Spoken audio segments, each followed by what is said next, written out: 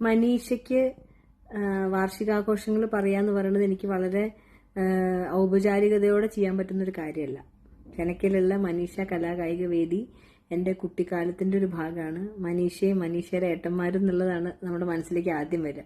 35 വർഷങ്ങളായി എന്നുള്ളത് നമ്മുടെ സ്വന്തം പ്രായം കൂടി ഓർക്കാനുള്ളൊരു അവസരമാണ്. അപ്പം മനീഷയുടെ 35ാം വാർഷികത്തിന് എല്ലാവിധ ആശംസകളും നേരുന്നു. എനിക്കറിയാം അത്രമാത്രം അവിടെയുള്ള ഓരോ ആളുകളുടെയും